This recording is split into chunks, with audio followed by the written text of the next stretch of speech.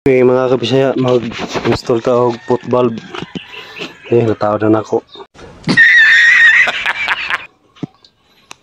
So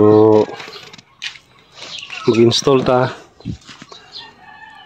gamit ang mga PVC pipe, mga elbow sa diha. So ini-install na to ni.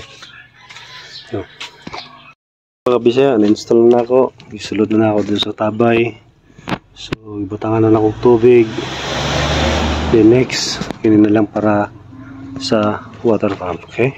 2,000 years later. Okay mga kabisaya, na-install na ako.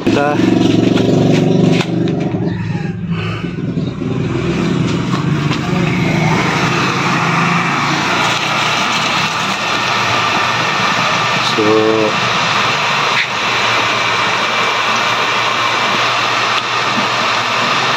Jesus!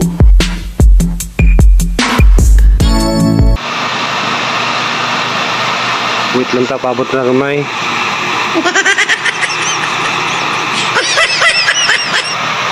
Murag way ni tabo.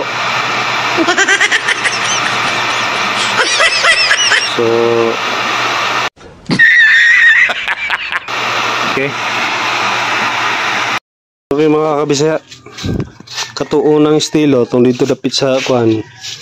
Diri ko naghimo og kato connection niya sa pipe diri. Pero yung nanay pang sistema. Pero di gid siya maakas minsan sana ko gusto niya diha nga diha dapita siya nga muaga siya. No, kana nga estilo. Dayon ang gamit na to, i-research ko ni ang type ani shallow type. So bot pa sabot, mabaw lang siya. So katong deep well pump, katong nay bangag diri, duha ka bangag niya ang gamit. So kini usa lang mo ni ang shallow shallow well pump. No.